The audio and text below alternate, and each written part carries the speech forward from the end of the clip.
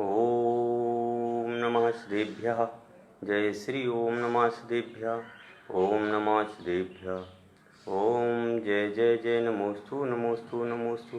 नमो अरिहंताणं नमो सिद्धाणं नमो आयरियाणं नमो वज्रायाणं नमो लोहिषविसाऊढं नमः समय साराय स्वानुभूत्या चकाशते चित्स्वभावाय भावाय सर्वभावान्तरच्छते अनन्तधर्मणस्तत्त्वं पश्यन्ति प्रत्यगात्मनः अनेकान्तमयी मूर्ते नित्यमेव प्रकाशितं वन्दितु सर्वसिद्धे ध्रुवं मलमणोभवं गतिं पत्ते गोच्छामि समय पाहुडे मृणमोषुधिके विलीभणिदं मृणमोषुधिके विलीभणिदं मृणमोषुधिके विलीभणिदं।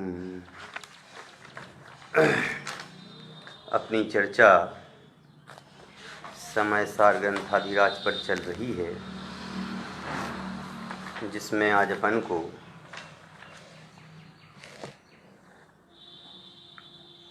इस कलश नंबर 6, 7 की चर्चा करनी है। इन 2 कलशों की अपन को यहाँ पर चर्चा करनी है।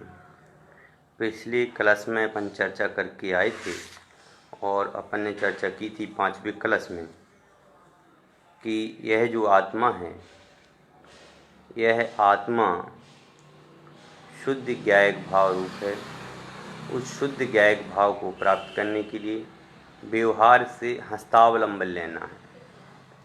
हस्तावलंबन वाली बात आई थी कि व्यवहार जो है केवल हस्तावलंबन के लिए है, केवल हाथ में लेने के लिए है।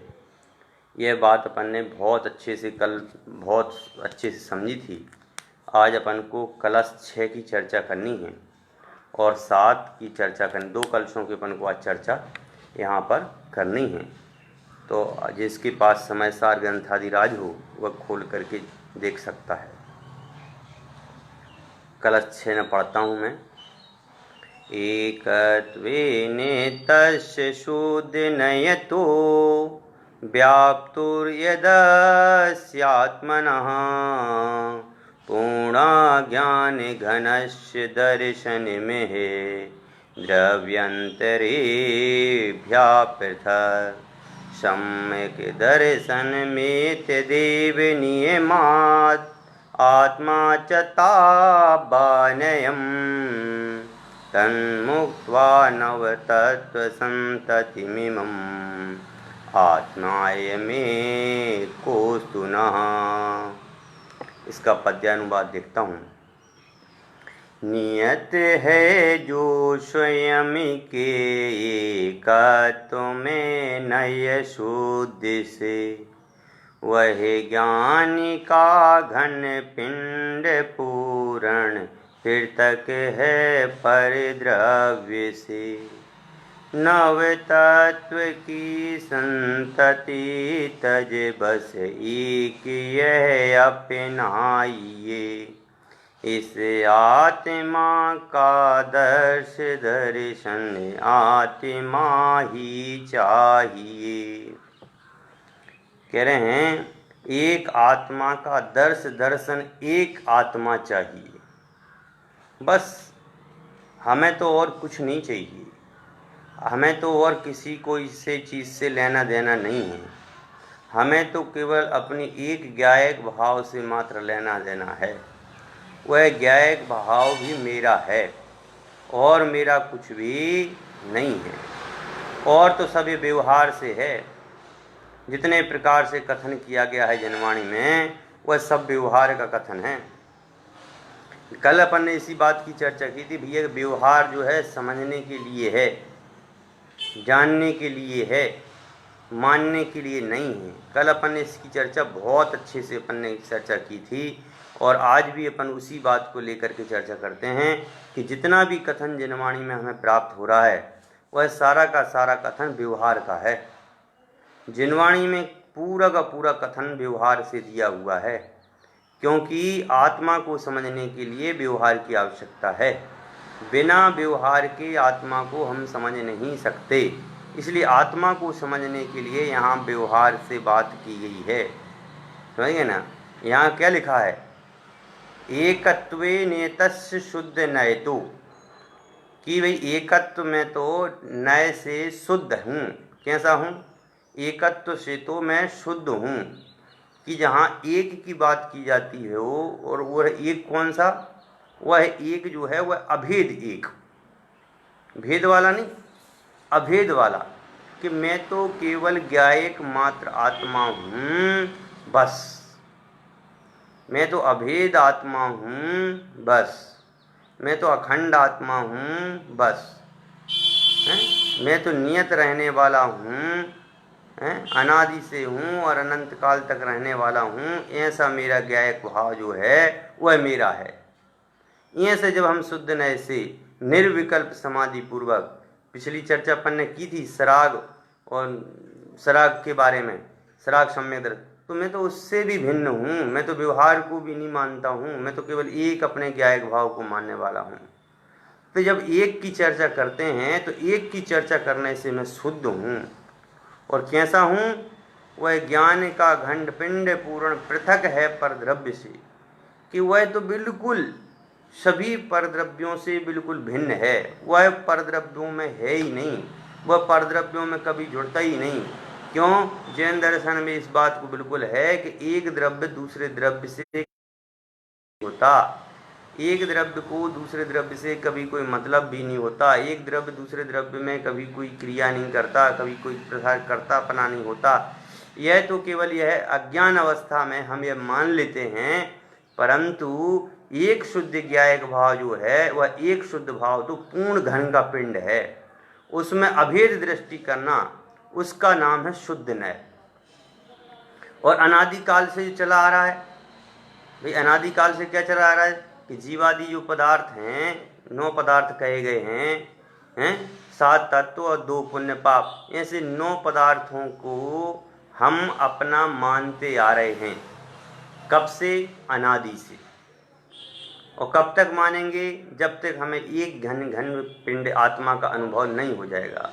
जब हमें एक का अनुभव हो जाएगा तो यह सभी का आत्मा अनुभव करने की आवश्यकता नहीं है। ये तो स्वयं ही अपने ज्ञान में झलकेंगे, गे बनेंगे, हैं। तो गे बनाइए ना, इसमें अपनत्व की भरपणति क्यों हैं। कई पुण्य की क्रिया किसकी है, तो मेरी है। ये जीव है ना, जीव अजीव आश्रव वन संबर निद्रा मोक्ष हैं, ये कह रहे हैं ये साधनों के 9 तत्व जो हैं मेरे नहीं हैं। इन 9 तत्वों में एक तत्व जो है वह मेरा है, उसका नाम है जीव तत्व, चेतन तत्व, और वह इन सभी अजीव तत्वों से बिल्कुल भिन्न है। समझे ना।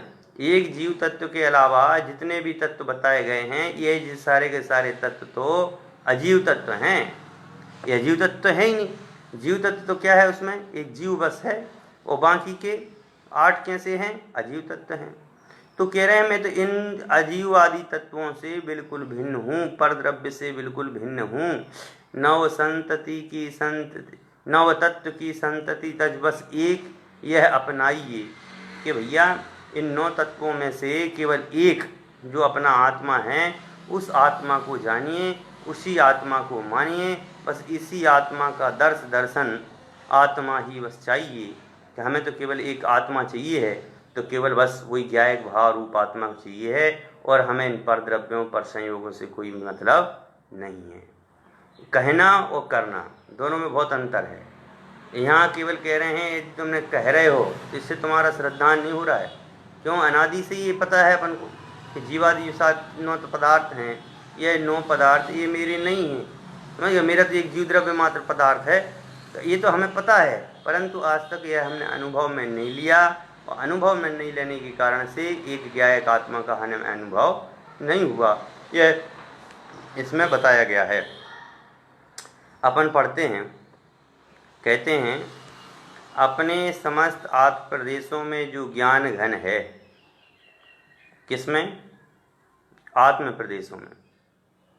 भाई अनादिकाल से हम क्या मानते आ रहे कि यह जो है ये सम्यक दर्शन है, सम्यक ज्ञान है, सम्यक चारित्र है, ये मेरे हैं।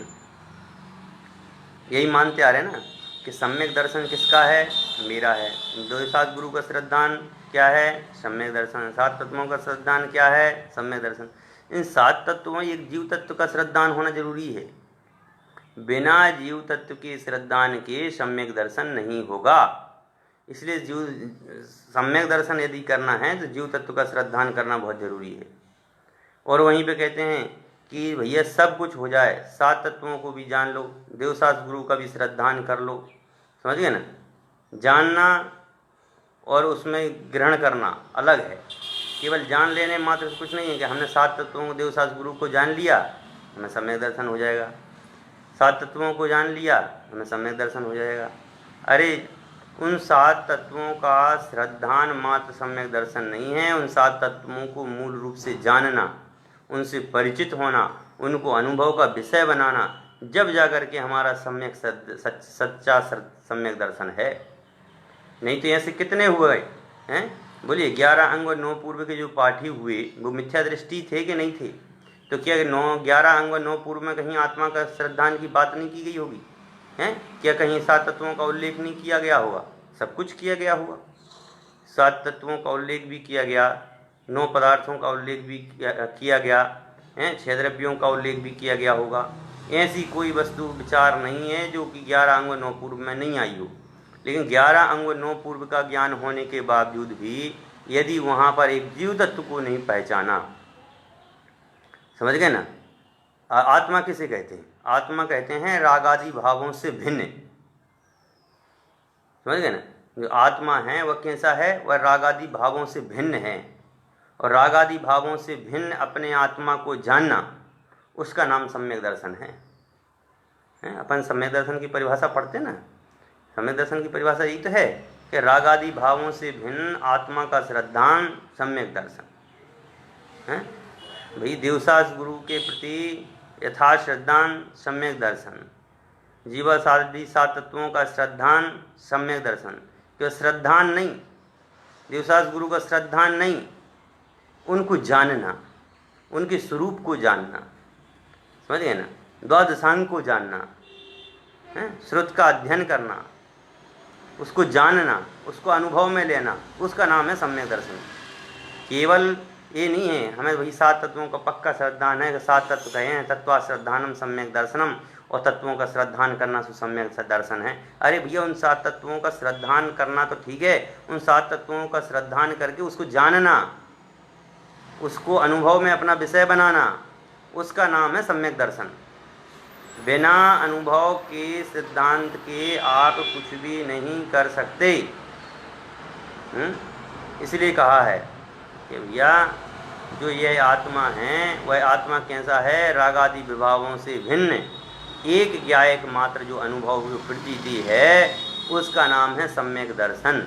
और वह अपने समस्त आत्म प्रदेशों में जो ज्ञान घन है, अपने गुणों में पर्यायों में व्याप्त रहने वाला, कि भाई जो आत्मा का जो गुण है, जो स्वभाव है, जो उसकी पर्याय हैं, पर्याय मतलब में आत्मा की पर्याय मतलब में सम्यक दर्शन ज्ञान चारित्र हैं, दर्शन ज्ञान चारित्र है ना, ऐसी अनंत अनंत गुण रूप पर्याय, अनंत अनंत गुण और उनकी पर्याय हैं। शुद्ध नय से जो अपने एक स्वभाव में स्थित है, उस शुद्ध आत्मद्रव्य की अनिश्चय नय से, शुद्ध नय से, परम भाव नय से, समझ गए ना, जो अपन ने पहले चर्चा की ना, परम भाव, उस परम भाव द्रव्यार्थिक नय की दृष्टि से हमारा आत्मा कैसा है? एक स्वभाव रूप स्थित है। मतलब में वह आत्मा तो अन्य रूप नहीं जाता, वह आत्मा तो अपने एक निर्विकल्प स्वभाव में ही स्थिर रहता है। ऐसे उस आत्मा की यहाँ बात की गई है, जो इस आत्मा का अन्य समस्त द्रव्यों से पृथक दर्शन है। मतलब में सभी द्रव्यों से जो अपने आप को पृथक अनुभव करता है, रहता तो सबके साथ में, पर वो अपने आप को बिल्कुल पृथक अनुभव करता है, भिन्न अनुभव करता है। उसको अन्य द्रव्य से कोई भी लेना देना नहीं है। वह रहता तो सबके साथ में है, सभी को जानता है, समझ गए, सभी को ज्ञेय बनाता है, पर सबको जानते हुए भी वह अपने में रहता है। समझ गए, जैसे शीशा में सभी चीज़ें झलकती हैं, झलकती कि नहीं झलकती, लेकिन शीशे की वो कभी होती नहीं हैं। ऐसे ही जो हैं ज्ञान में तो सारी वस्तुएं झलकती हैं, व्यवहार की भी झलकते हैं, अशुद्धता भी झलकती है, शुद्धता भी झलकती है, जितने भी गुण पर्याय हैं, भेद हैं, स्वरूप है, जो भी है सब झलकता है, लेकिन वह आत्मा का कभी होता नहीं है। ऐसा इसमें बता रहे हैं कि आत्मा का श्रद्धान जो है पर द्रव्यों से पृथक आत्मा का देखना, आत्मा को जानना और आत्मा का अनुभव करना ही निश्चय से सम्यक दर्शन है। आत्मा चा तावान अयम, कह रहे हैं जितना सम्यक दर्शन है उतना ही मात्र आत्मा है। ऐसी स्थिति में नौ पदार्थों की परंपरा और उस व्यवहार को छोड़कर अपने स्वरूप में एकत्व को लिए हुए आत्मा मुझे प्राप्त हो। कि जितना सम्यक दर्शन है उतना आत्मा मात्र है। कि भई हमें सम्यक दर्शन कितना है, शुद्ध रूप से पूर्ण रूप से सम्यक दर्शन है कि सराग रूप से सम्यक दर्शन है। अब जितना सम्यक दर्शन आपका होगा, सराग सम्यक दर्शन होगा, व्यवहार सम्यक दर्शन होगा, निश्चय सम्यक दर्शन होगा, तो जितना होगा ऐसी स्थिति में वह नौ पदार्थ की परंपरा और उस व्यवहार को छोड़कर अपने स्वरूप में एकत्व को लिए हुए यह आत्मा मुझे प्राप्त हो। कि भैया वह आत्मा जो है वह नए पदार्थों से भिन्न एक आत्मा जो है वह मेरे ज्ञायक स्वभाव में आए और मेरे अनुभव का विषय बने और मुझे अनुभव प्राप्त हो। इस प्रकार की यहाँ पर ये भावना भाई गई है। भावार्थ पढ़ता हूँ। शुद्ध नए से एकत्व में नियत। शुद्ध नए से किस में नियत, जो अपन ने चर्चा की कि शुद्ध नए से अपनी आत्मा में स्थित, अपने ज्ञायक भाव में स्थित द्रव्य जो है कभी भी किसी अन्य द्रव्य रूप परिणमित नहीं होता। किसी अन्य द्रव्य की पर्यायें कभी दूसरे द्रव्य रूप परिणमित नहीं होती। किसी द्रव्य के गुण दूसरे द्रव्य रूप परिणमित नहीं होते। इसलिए यह जो है शुद्ध नए से एकत्व में नियत है। शुद्ध नए से आत्मा कभी भी किसी से टच नहीं करता। डोंट मतलब में टच, बिल्कुल भी इसमें टच नहीं करता है। जैसे ये आत्मा है तो इस आत्मा से इनके साथ में सभी है, लेकिन सबके साथ में रहते हुए भी यह कैसा है, जल से भिन्न कमल है। जिस प्रकार जल में कमल रहता है, कीचड़ में कमल खिलता है, लेकिन वह कीचड़ कभी कमल का नहीं होता। समझ गए। पत्ते पे पानी के फूल पे पानी गिरता है, लेकिन वह फूल से बिल्कुल भिन्न होता है। समझ गए। दूध में पानी मिला होता है, लेकिन दूध और पानी बिल्कुल भिन्न भिन्न होते हैं। ऐसे ही कह रहे हैं कि मेरा जो शुद्ध आत्मा है वह एकत्व से बिल्कुल नियत है, शुद्ध है, अपने गुण पर्यायों में व्यापक है, वह अपने गुण पर्यायों में व्याप्त है, वह प्रत्येक गुण पर्याय में व्याप्त है। जैसे अग्नि जो है अपने गुण पर्यायों में व्याप्त होती है, अग्नि के किसी भी पर्याय को आप टच करेंगे तो वहाँ आपको गर्म लगेगा। समझिए ना। और तो ऐसी आत्मा जो है, उस आत्मा की जो जितनी भी पर्याय हैं वह सारी की सारी पर्यायों में आत्मा का ज्ञान है, आत्मा का अनुभव है और आत्मा उसमें प्रति समय व्याप्त है। अन्य द्रव्यों से पृथक पूर्ण रूप से जितने भी परद्रव्य कहे गए हैं, शरीर और शरीर से संबंधित जितने भी द्रव्य हैं, रागादि भाव विकार हैं, द्रव्य कर्म, भाव कर्म, नो कर्म, इन सभी द्रव्य कर्म, भाव कर्म, नो कर्म से रहित भिन्न पूर्ण ज्ञान घन आत्मा का दर्शन के एक शुद्ध परम शुद्ध निश्चय की दृष्टि से जो एक आत्मा का जो अनुभव है, उस आत्मा के अनुभव का नाम ही यहाँ सम्यक दर्शन कहा है। नियम से आत्मा भी उतने मात्र है ही, और नियम से आत्मा भी उतना ही है जितने में आत्मा सम्यक दर्शन प्राप्त कर रहा है या अपने स्वरूप में जा रहा है। निश्चय से आत्मा उतना ही है। इसलिए नौ तत्व की परंपरा को छोड़कर, इसलिए जो नौ तत्वों की बात कही गई है उसकी परंपरा से पृथक हमें एक आत्मा प्राप्त होवे, ऐसी इस कलश में बात की गई है। अब हैं प्रश्नोत्तर। यहाँ नौ तत्व की संतति को छोड़कर हमें एक आत्मा ही प्राप्त होवे, इससे क्या इच्छा व्यक्त की। कह रहे हैं कि यहाँ प्रश्न है टीका में नौ तत्वों बताई वाली बात बताई है, उसमें पूछ रहे हैं कि नौ तत्वों की संतति को छोड़ करके, जो नौ तत्वों की आज तक जो परंपरा चली आई अनादिकाल से, समझ गए, उस संतति को छोड़ करके एक आत्मा ही प्राप्त होवे, ऐसी इच्छा से क्या तात्पर्य है, या ऐसी इच्छा क्यों व्यक्त की गई है। कह रहे हैं हमें अपने आत्मा की एक शुद्ध ज्ञायक भाव की प्राप्ति होवे, ऐसी इच्छा आचार्य महाराज ने व्यक्त की। कि हमें तो केवल एक शुद्ध आत्मा की इच्छा प्राप्त होए, हमें तो केवल एक शुद्ध आत्मा ही प्राप्त होवे, हमें तो बस यही इच्छा है और हमारी कोई इच्छा नहीं है। क्यों? आचार्य देव ने अपना जो है आत्मकथा सभी ने लिखी, सभी की आत्मकथाएं हैं। भगवान कुंद कुंद की आत्मकथा तो यही है कि एक शुद्ध निश्चय से अपनी ज्ञायक आत्मा को जानना। और वह आत्मा कैसा है कि भैया वह आत्मा रागादि भावों से भिन्न है, मोहादि भावों से भिन्न है, कषायों से भिन्न है, और जितने भी द्रव्य कर्म हैं, भाव कर्म हैं, नौ कर्म हैं, इन सब से भिन्न जो है। और वह कैसा है कि वह अरस है, अरूप है, अगंध है, समझ गया। अनेक प्रकार से आचार्य कुंद कुंद ने अपनी आत्मकथा लिखी है। यह समयसार ग्रंथ जो है आचार्य कुंद कुंद की आत्मकथा है, क्योंकि उन्होंने अपने जो जीवन का जो उन्होंने निचोड़ था, जो उन्होंने अपने जीवन में जिस आत्मा को अपनाया, उस आत्मा को बताने के लिए यहाँ पर इस ग्रंथादिराज में उन्होंने वर्णन किया हुआ है कि वह आत्मा ऐसा है, वह आत्मा ऐसा है, वह आत्मा ऐसा है। भाई जिसके जीवन में जो घटना घटित होती है वही तो लिखते हैं, या जो जीवन में होता है वही तो लिखते हैं। तो आचार्य कुंद कुंद की तो आत्मकथा है ही, क्योंकि आचार्य कुंद कुंद ने तो इसमें पूरे में आत्मा का स्वरूप का वर्णन कर दिया, समझ गए ना। तो इस प्रकार से आचार्य कुंद कुंद जी ने जो इच्छा व्यक्त की है वह यह की है कि हमसे एक ज्ञायक स्वभाव की प्राप्ति होवे, बस ऐसी मेरी इच्छा है।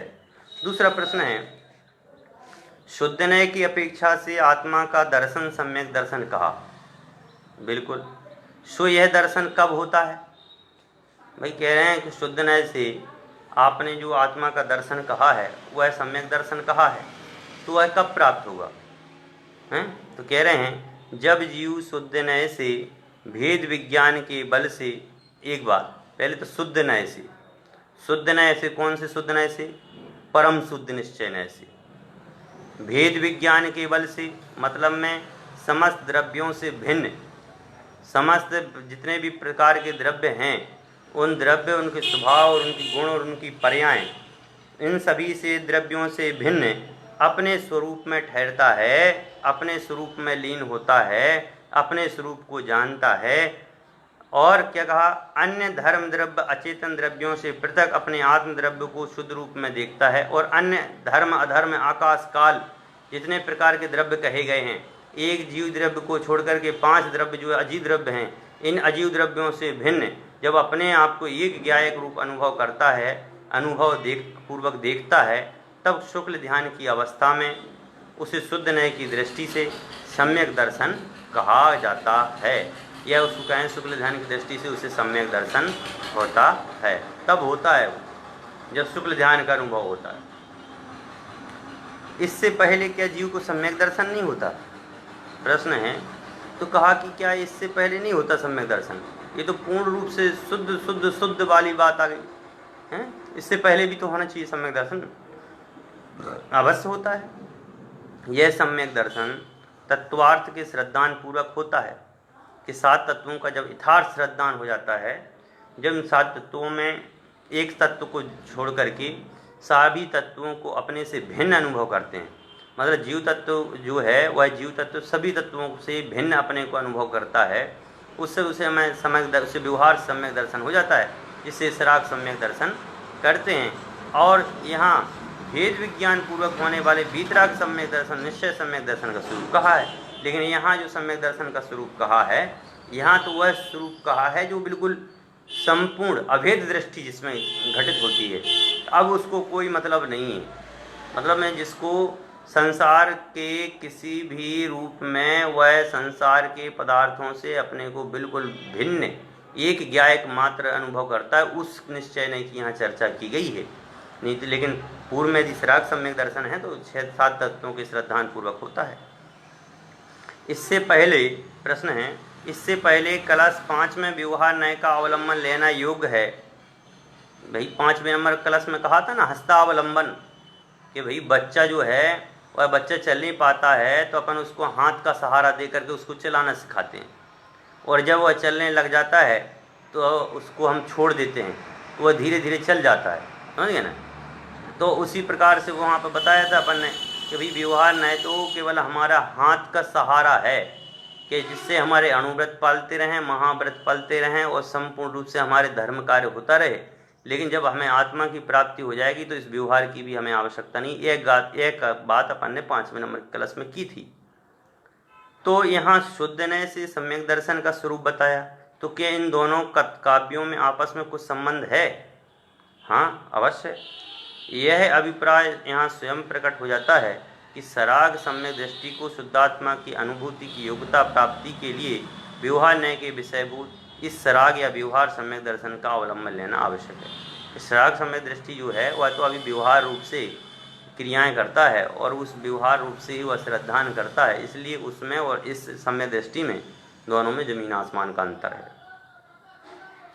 फिर प्रश्न है कि आत्मा उतनी ही है जितना कि सम्यक दर्शन।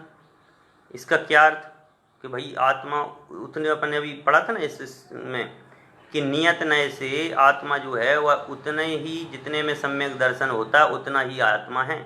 ये बात अपन ने पढ़ी थी। तो कह रहे हैं ये तो व्यवहार न्याय की अपेक्षा से है कि सम्यक दर्शन सम्यक ज्ञान में भेद होता है, किंतु निश्चय न्याय की दृष्टि में आत्मा में सम्यक दर्शन सम्यक ज्ञान में भेद न रहकर वह ज्ञान मात्र संवेदन करता है, अर्थात आत्मा उतना ही अनुभव में आता जितना वह निश्चय से ज्ञान प्रमाण कहा।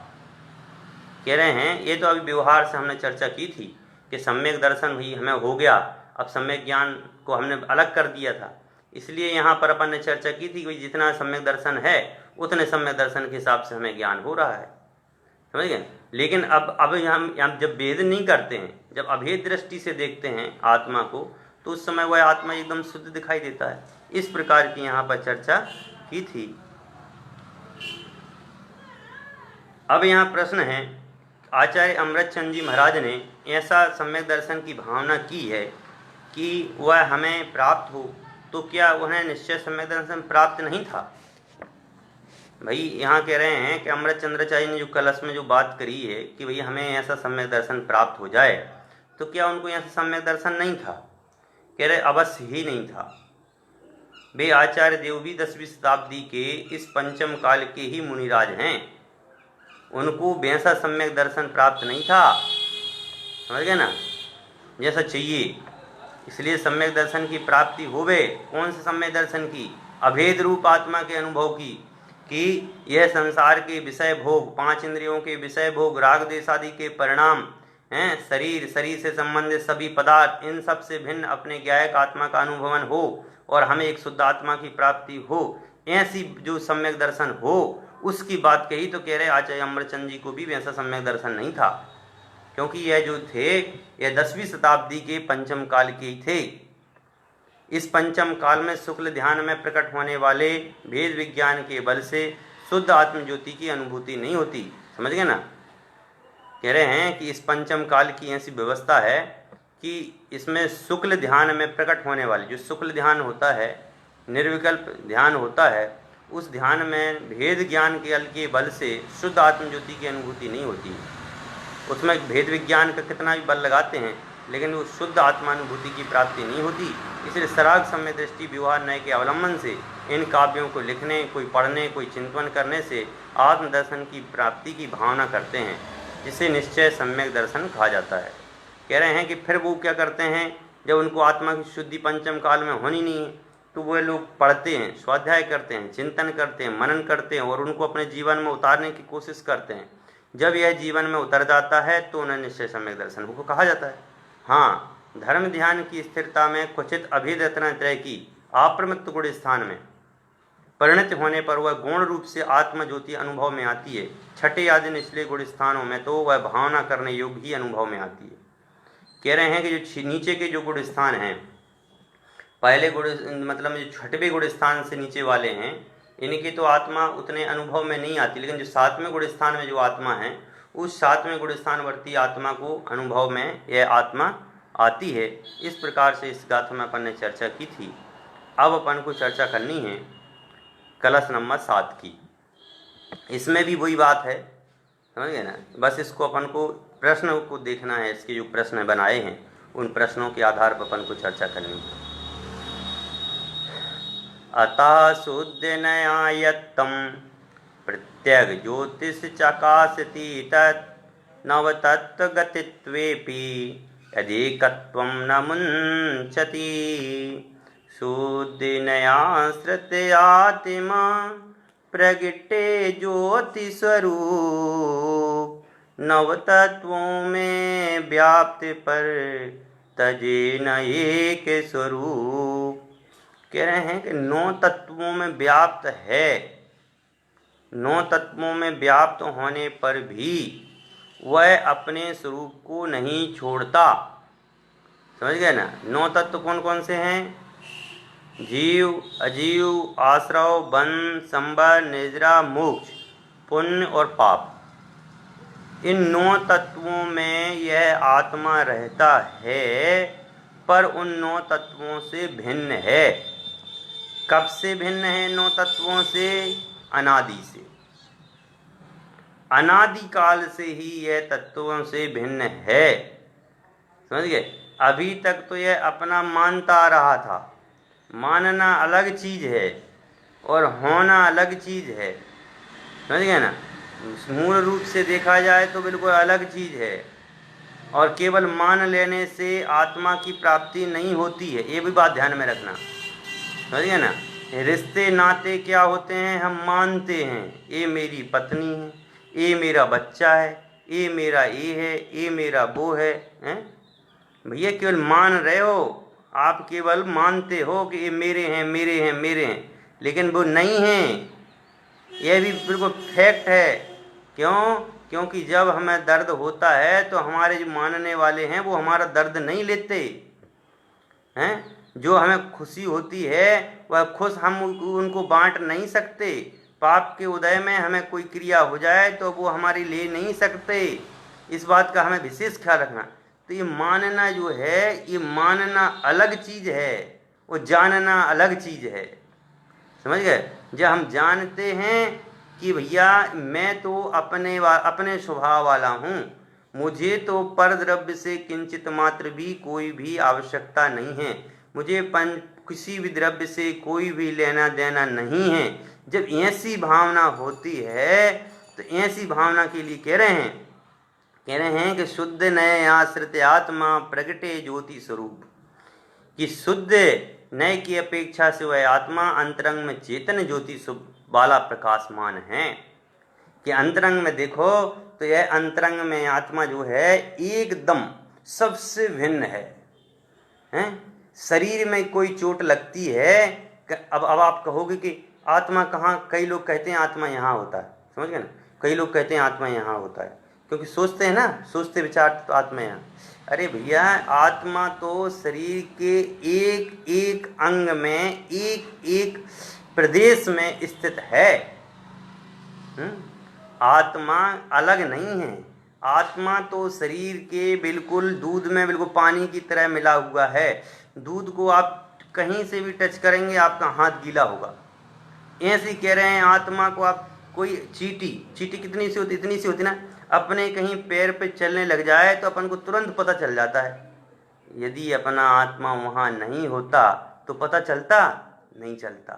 तो आपने आत्मा का अनुभवन आप समझ लीजिए कितना तेज है। तुरंत ही हमें उस ज्ञान हो जाता है कि कोई ना कोई तो पदार्थ है, कोई ना कोई तो विषय वस्तु है। समझ गए ना? तो वही कह रहे हैं कि यह जो विषय वस्तु है, यह विषय वस्तु मेरी नहीं है। मैं उन विषय वस्तुओं से पृथक हूँ, मेरा इनसे कोई लेना देना नहीं है। मैं तो बिल्कुल एक ज्ञायक मात्र अनुभव ज्योति स्वरूप हूँ। और सरल उदाहरण देखिए, जैसे मेरे पास में पेन है, ये पेन की इम्पोर्टेंस कब है? इम्पोर्टेंट पेन कब है? जब इसके पेन के अंदर में भी एक जो रिफिल है, उस रिफिल के अंदर में भी ये जो माल भरा हुआ है, इस माल की कीमत है। और यही जब ये माल निकल जाता है तो ये बताइए पेन कोई काम में आता है? ये कितना सुंदर पेन होता है, देखने में कितना सुंदर लगता है, सब कुछ लगता है। ये शरीर देखने में देखो कितना सुंदर लगता है। कोई गोरा होता है, कोई काला होता है, कोई स्मार्ट होता है, कोई चश्मे वाला होता है, कोई बढ़िया बढ़िया आराम से बड़ी बड़ी मूंछ वाला होता है, कोई बड़ी बड़ी चोटी वाला होता है। कितने अच्छे अच्छे अपने डिजाइन से अपने अपने तैयार करते हैं। लेकिन इस डिजाइन की कोई कीमत नहीं है, हैं? इस डिजाइन की कोई कीमत नहीं है, कीमत है तो उसके अंदर विराजमान आत्मा की, हैं? अरे भैया, परिवार वाले अपन को 2 मिनट भी नहीं झेल पाते, परिवार वाले अपन को 2 घंटा भी अपने घर में नहीं रखना चाहते, समझ गए ना। और आज की कंडीशन देख लीजिए ना आप, एक कोरोना हो गया है, आपको आपके चाहने वाले कहते हैं भैया आप जाइए जाइए भैया जाइए, कहते कि नहीं कहते? अरे भैया, आप जिसको अपना कहते हो ये स्वार्थ के सगे हैं, जब तक तुम्हारे लिए करते रहते हो इनके लिए, जब तक वो तुम्हारे लिए कहते हैं ये मेरे पिताजी हैं, ये मेरे माता जी हैं, ये मेरे फलाने जी हैं, ये मेरे ढिमका जी हैं, ये कब तक बोलते हैं? जब तक आप साथ में स्वार्थ सद रहा है। जब स्वार्थ खत्म हो जाता है, आप रिटायरमेंट हो जाते हैं और आजकल पेंशन मिलती नहीं है, तो आप घर में जाओगे तो बच्चे कहेंगे शांत बैठो, हैं? क्यों कहेंगे? क्योंकि आपकी कोई वैल्यू नहीं है, केवल इस स्वार्थ के लिए वैल्यू रखते हैं। ऐसे ही कह रहे हैं कि भैया ये शरीर है, इस शरीर की कोई वैल्यू नहीं है, ये आत्मा कह रहा है इस शरीर की कोई वैल्यू नहीं है, मैं तो इससे बिल्कुल भिन्न हूँ, इस शरीर को कहीं फेंको, कहीं भी कुछ भी करो, मेरे को इससे बिल्कुल भिन्न हूँ। कैसा हूँ? एक ज्योति स्वरूप हूँ। कैसा हूँ? एक चेतन ज्योति स्वरूप हूँ। मेरे अंदर तो केवल एक चेतना घन आत्मा है, उस चेतन आत्मा के अलावा मेरा इन पदार्थों से किंचित मात्र भी संबंध नहीं है।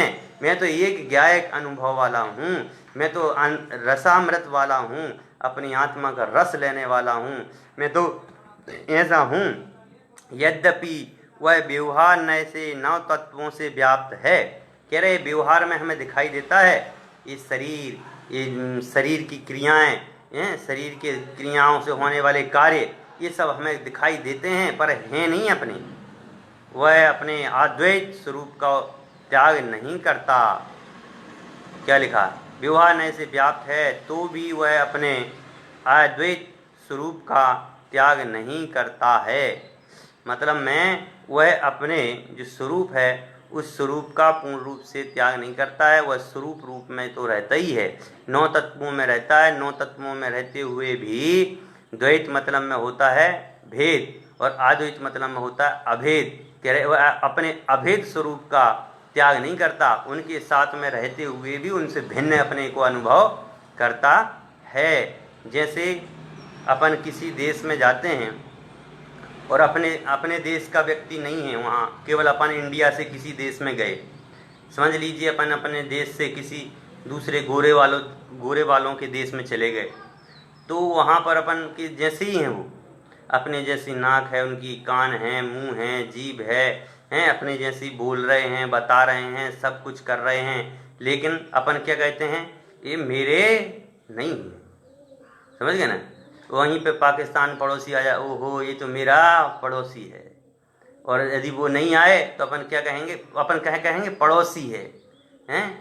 यदि वो भारत का हुआ, ओहो ये तो भारत का है पर हमारे राज्य का नहीं है, हैं? हमारे राज्य का भी हो, हैं? तो हम भैया जिस राज्य में हम रहते हैं उस राज्य का नहीं है। यदि हमारे राजस्थान में उदयपुर ज़िले का नहीं है, अब उदयपुर ज़िले का भी हो और वो किसी और जगह का रहने वाला हो, तो हम कहेंगे भैया वो तो दूर रहने वाला है, वो तो सेक्टर वाला है, हम तो यूनिवर्सिटी रोड वाले आदमी हैं। तो अब उसमें भी भेद, मतलब भेद पे भेद। ओहो आप भी जैन हैं क्या? ओ हम भी जैन हैं भाई, इसमें भी फिर भेद। भैया आप तो श्वेतांबर हैं, हम तो दिगंबर हैं, हाँ हमारे पड़ोसी हैं, तुम्हारे घर के पड़ोस में रहते हैं। अरे इतने कितने भेद अपन लोग देखते हैं भैया, एक इतने सारे भेद करते करते करते करते करते और आखिर में भेद ही होते जाते हैं। ऐसे ही कह रहे हैं कि आत्मा में 7 तत्वों से बिल्कुल 9 पदार्थों से बिल्कुल भिन्न है, लेकिन अद्वैत है। इन 7 तत्वों में रहने के बावजूद भी वह 7 तत्व रूप परिणत नहीं है, उन 7 तत्वों से बिल्कुल भिन्न एक ज्ञायक मात्र है, समझ गए ना। वह बिल्कुल अपने आप को बिल्कुल अन्य द्रव्यों से बिल्कुल भिन्न अनुभव करता है, ऐसा यहाँ पर बिल्कुल बताया गया है। 9 पदार्थों में शामिल होने पर भी जो एकत्व ज्ञायक स्वभाव में नियत रूप से नहीं छोड़ती, वह शुद्ध निश्चय के आश्रित होने वाली ज्योति अंतरंग में प्रकाशमान होती है। इस प्रकार की बात कही गई।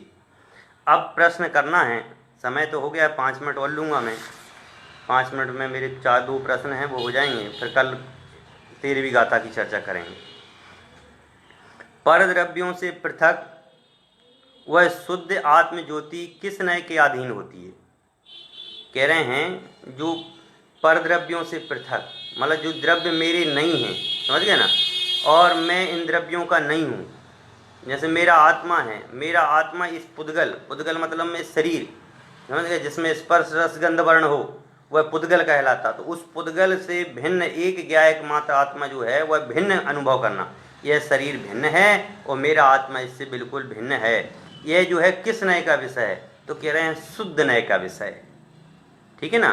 दूसरा प्रश्न, उस शुद्ध नय की प्राप्ति में नौ तत्व अनुभूत होते हैं या नहीं? कह रहे हैं इस शुद्ध तत्व की प्राप्ति, आत्मा की प्राप्ति करने के लिए ये जो 9 तत्व बताए गए हैं, इन तत्वों की आवश्यकता है कि नहीं है? कह रहे नहीं होती, क्योंकि शुद्ध नय से भेद ज्ञान स्वरूप सम्यक दर्शन की प्राप्ति हो जाने पर, जब हम भेद विज्ञान करते हैं कि यह आत्मा अलग है और यह शरीर आदि जो परद्रव्य हैं बिल्कुल अलग हैं, जब हम ऐसा भेद विज्ञान करते हैं, जब जीव अजीव आश्रव बंध संबंध निर्जा मोक्ष पाप इन तत्वों की अनुभूति नहीं होती, समझ गए ना। उस समय इस चीज़ की अनुभूति नहीं होती है। अपन जब एक को जानते हैं तो उस समय दूसरे की अनुभूति नहीं होती। अब जैसे उदाहरण समझिए, उदाहरण में अपने भोजन में बहुत सारी चीज़ें रखी हुई हैं, खीर भी रखी हुई है, पूड़ी भी रखी है, और बढ़िया 2-4 प्रकार की सब्जियां भी रखी हुई हैं, और नींबू भी रखा हुआ है, और बढ़िया सब कुछ रखा हुआ है। गर्मी का बढ़िया मौसम है और एक छाछ में बढ़िया गिलास में छाछ रखी हुई है। आहा, अब जो छाछ एक गिलास में रखी हुई है, जब आप पूड़ी खाते हो, समझ गए ना, या जब आप छाछ पीते हो, उस समय तुम्हें किसका अनुभव होता है? पूड़ी का। रखी तो सब है थाली में, नहीं रखी भाई, पूड़ी भी रखी थाली में, सब कुछ रखा है, लेकिन जब आप एक का अनुभव करते हो, जब आप अपने सर्वप्रिय वस्तु का अनुभव करते हो, उस समय आपको और वस्तुएं दिखाई देती हैं क्या? प्रश्न ये है। तो कह रहे हैं कि नहीं दिखाई देती। ऐसे ही कह रहे हैं कि जब हम छाछ का आनंद लेते हैं, उस समय हमारे लिए ना तो रोटी का आनंद आ रहा है, ना हमें मलाई का आनंद आ रहा है, ना हमें घी का आनंद आ रहा है, ना दूध का आनंद आ रहा है, ना कुछ चीज़ का आनंद नहीं आ रहा है। उस समय हमें केवल छाछ का आनंद आ रहा है, समझ गए, केवल एक छाछ का आनंद आ रहा है। तो ऐसे ही कह रहे हैं कि जब आत्मा का अनुभव करते हो, जब केवल एक आत्मा आत्मा का ही आनंद आता है, और आत्मा के किनारे शरीर से कोई राग नहीं होता है, पुण्य की क्रिया से कोई राग नहीं होता है, पाप की क्रिया से कोई राग नहीं होता है, संबर मोक्ष निर्जरा आश्रव बंध इन सब से कोई संबंध नहीं होता है। उस समय तो केवल एक आत्मा की अनुभूति ही होती है।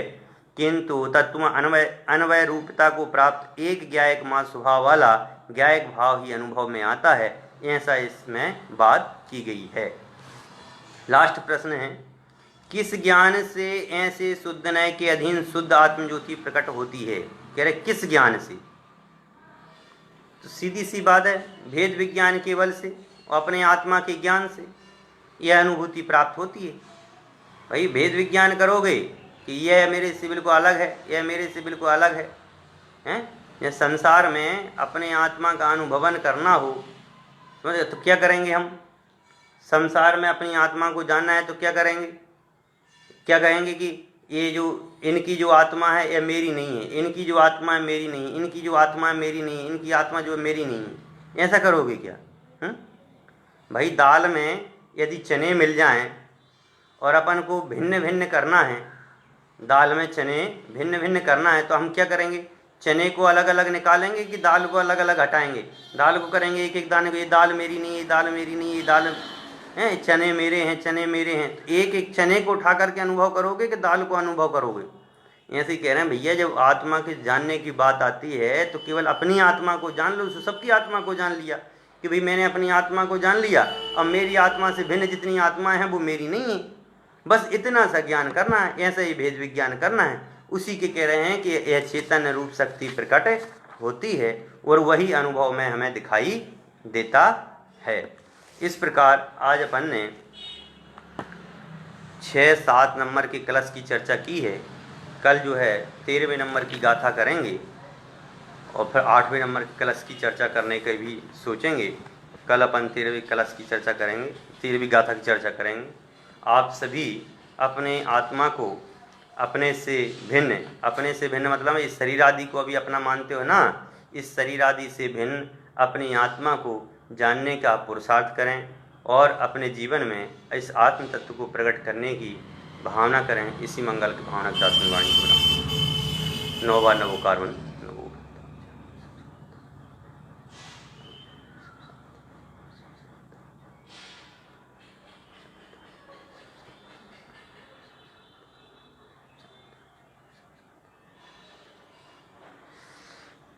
गुरुद्वारा सांजन वाणी माता की जय। समस्त धर्मी जनों को जय जिनेन्द्र, जय जिनेन्द्र, जय जिनेन्द्र।